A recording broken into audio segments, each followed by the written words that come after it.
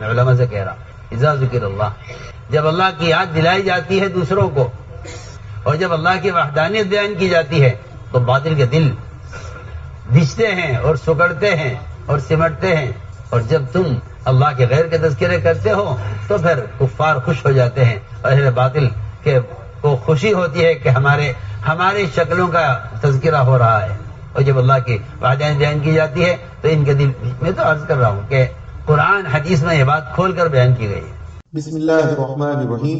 زیر سماعت آنے والے ذرنی اقوال حضرت جی مولانا سعد صاحب دامت برکاتہم کے بیان سے منتخب شدہ ہیں۔ ان ذرنی اقوال کو پوری امت تک پہنچانے میں ہمارے ساتھ معاونت فرمائیں، ساتھ ہی اپنی دعاؤں میں پوری امت کو ضرور یاد رکھیں۔ جزاکم اللہ احسن الجزا۔ تو میں صاحب کہتا ہوں کہ اللہ کی طرف سے ہدایت کا وعدہ نہیں ہے، ہدایت کا وعدہ جوہد پر ہے، ہدایت کا وعدہ جوہد پر ہے۔ اس لیے میرے دوستو عزیزو، مجھے عرض کرنا ہے کہ سب سے بنیادی سنت دعوت، آپ صلی اللہ علیہ وسلم اور آپ کے صحابہ اپنے آپ کو سب سے زیادہ جو تھکایا کرتے تھے وہ انفرادی دعوت میں تھکایا کرتے تھے، عبادت سے بھی زیادہ، عبادت سے بھی زیادہ۔ اذا فرغت فانصب، آپ عبادت میں اپنے آپ کو جب تھکائیے جب آپ دعوت سے فارغ ہوں، آپ دعوت سے فارغ ہوں۔ ہمیں عرض کرنا ہے، پہلی بات، انفرادی دعوت ہر مسلمان کے ذمے فرض عین ہے۔ انفرادی دعوت دینا ہر مسلمان کے ذمے فرض عین ہے، مرد ہو یا عورت۔ اگر خدا نہ کرے امت انفرادی دعوت دینے کو فرض کفایہ سمجھ بیٹھی تو یہ امت کے مرتد ہونے کا سبب بنے گا، یہ یقینی بات ہے۔ اگر امت نے دعوت اللہ کو فرض کفایہ خیال کیا تو امت ارتداد سے نہیں بچ سکے گی، یہ بالکل پکی بات ہے۔ امت کے ارتداد کا سبب ہی ہے، امت کے ارتداد کا سبب ہی یہی بنا ہے کہ دعوت دینا ہر ایک کے ذمہ ضروری نہیں ہے، اس لیے کہ قرآن حدیث سے بھرے ہوئے ہیں۔ ہر مسلمان کے اپنے دین پر قائم رہنے کا، ہر مسلمان کے باطل کے مقابلے میں دین پر ثابت قدم رہنے کا جو اللہ نے ضابطہ متعین کیا ہے، وہ دعوت کو ضابطہ بنایا ہے۔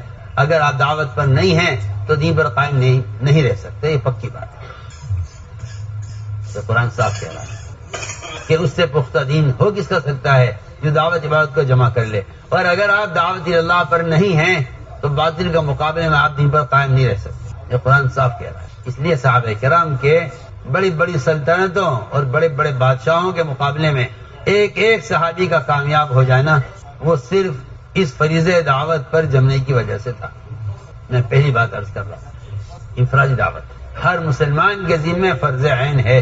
ہر مسلمان کے ذمہ کیوں فرض عین ہے؟ دیکھیے اس لیے فرض عین ہے کہ ہر مسلمان کے ذمہ اتنا ایمان اپنے پاس باقی رکھنا، سیکھنا نہیں کہہ رہا ہوں، سیکھ کے آدمی فارغ ہو جاتا ہے کہ میں نے سیکھ لیا ہے، اتنا ایمان ہر مسلمان کے پاس باقی رہنا فرض عین ہے جو مسلمان کو یومیہ اور روزانہ حرام سے روکے رکھے۔ اتنا ایمان ہر مسلمان کے پاس ہونا فرض عین ہے، فرض عین ہے ہر مسلمان کے ذمہ، اتنا ایمان، جتنا ایمان اس کو روزانہ کے حرام سے بچائے رکھے۔ اس لیے فرمایا کہ اس تحریک کا اور اس کام کا کوئی نام رکھا جاتا تو اس کا نام تحریک ایمان رکھا جاتا۔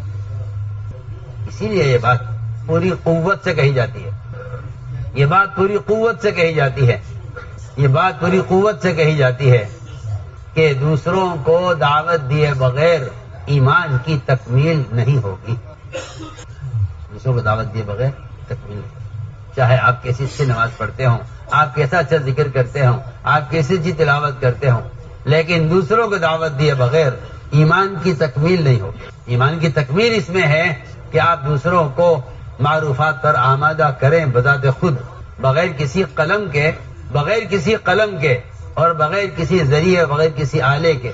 میں بہت ضروری بات کر رہا ہوں آپ سے، اگر آپ خارجی ذرائع سے لوگوں کو معروفات پر آمادہ کرتے ہیں اور آپ خارجی ذرائع کے استعمال سے لوگوں تک معروفات کو پہنچاتے ہیں تو میں آپ سے اللہ کی قسم کھا کر عرض کرتا ہوں کہ یہ امر معروف نہی منکر کی محنت نہیں ہے، یہ آپ سوچ لیں۔ خارجی کوئی ذریعہ نہیں ہے جو اس فریضے کو ادا کروا دے۔ جسے میں نے عرض کر دیا کہ نماز اور روزہ ایک ایسی عبادت ہے کہ خارجی کوئی چیز یہ فریضہ ادا نہیں کر سکتی آپ کی طرف سے. آپ کے بنے بدن کا استعمال اس میں اصل ہے. آپ نماز پڑھیں گے تو ادا ہوگی، آپ دعوت دیں گے تو آپ کو فریضہ ادا ہوگا. تو یہ بات پوری قوت سے عرض کی جا سکتی ہے قرآن حدیث کی روشنی میں. تبلیغ میں گشت اور ملاقاتیں یہ امر معروف نہی منکر کی وہ عملی محنت ہے. اگر یہ کہا جائے کہ اس کے بغیر ایمان کی تکمیل نہیں ہوتی تو نہ کوئی یہ غلو ہے، نہ یہ کوئی قرآن حدیث اور اقوال علماء سے ہٹی ہوئی کوئی بات ہے، ہرگز نہیں. بلکہ یہ بات بالکل صاف مدلل ہے کہ گشت کا جو اصل مقصد تھا وہ اپنے ایمان کی تکمیل تھی. گشت کا اصل موضوع یہ تھا کہ اپنے ایمان کی تکمیل کے لیے ہم گشت کرتے ہیں. اگر اس میں کوئی شک کرتا ہے یا کوئی اس کا انکار کرتا ہے تو وہ بیچارہ لا علم ہے، اس کے علاوہ اور کوئی جواب نہیں. وہ بیچارہ لا علم، وہ بیچارہ لا علم ہے، اس کو معلوم نہیں. مستقل ایک بحث ہے علماء کے درمیان کہ ایمان بڑھتا ہے یا نہیں بڑھتا.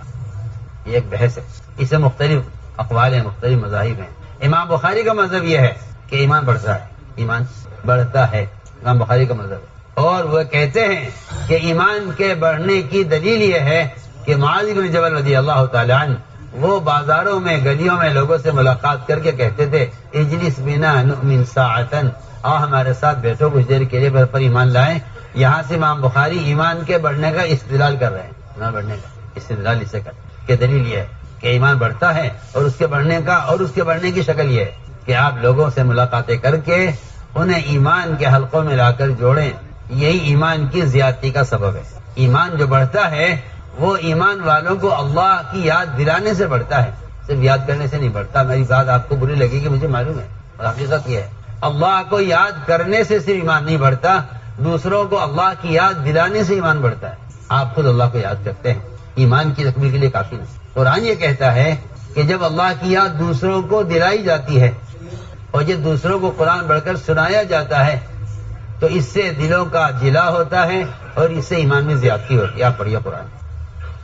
آپ انکار کرتے ہیں نا اس کا، ہم آپ کو بتانا چاہتے ہیں. اذا ذکر اللہ وجلت قلوبہم واذا تلیت علیہم آیاتہ زادتہم ایمانا. بادشاہ نے پوچھا تھا صحابی سے کہ تم کلمہ اپنے گھر میں پڑھتے ہو، تمہارے گھر ہلتے ہیں؟ کہ نہیں، ہمارے گھر کبھی نہیں ہلا. آج آپ کے جو بالا خانے ہل رہے ہیں اور آپ کا قلعہ جو ہل رہا ہے یہ صرف یہاں آپ کے سامنے کلمہ پڑھنے سے ہل رہا ہے، ورنہ ہمارے گھر کبھی نہیں ہلے.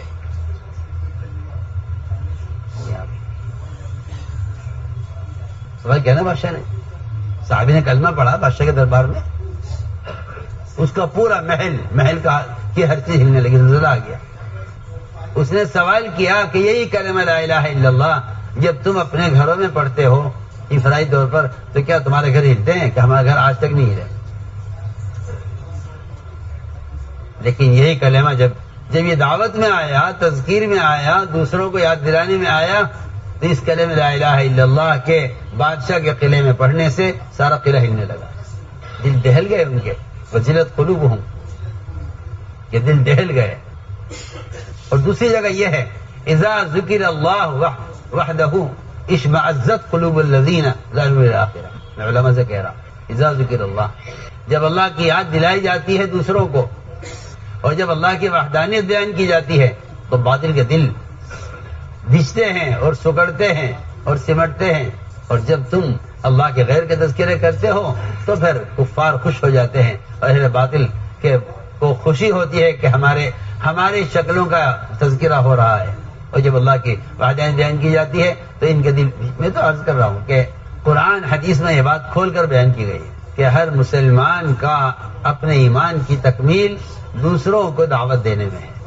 یہ بات بالکل واضح ہے، یہ بات بالکل واضح ہے کہ ہر مسلمان کی اپنے ایمان کی تکمیل دوسروں کو دعوت دینے میں. اس لیے ایک نہیں متعدد صحابہ سے یہ بات ثابت ہے کہ عمر رضی اللہ تعالی عنہ ایک ایک دو کے ہاتھ پکڑتے بازاروں میں اور یہ کہہ کر ان کو لے کر آتے کہ میں اس سے اپنے ایمان میں کمال پیدا کرنا چاہتا ہوں. وہ فرمایا کرتے تھے یہ کام میں اس لیے کرتا ہوں تاکہ میرے ایمان میں زیادتی ہو. اس لیے میرے دوستو عزیزو، سب سے پہلا کام یہ تھا کہ اس دعوت کے ذریعے ہر فرد اپنے ایمان کی تکمیل چاہتا ہے، ہر شخص اپنے ایمان کی تکمیل چاہتا ہے. مولیاسا کا ملفوظ کہ میں اس کام کا کوئی نام رکھتا تو اس کا نام تحریک ایمان رکھتا. اس کا مطلب ہی یہی تھا.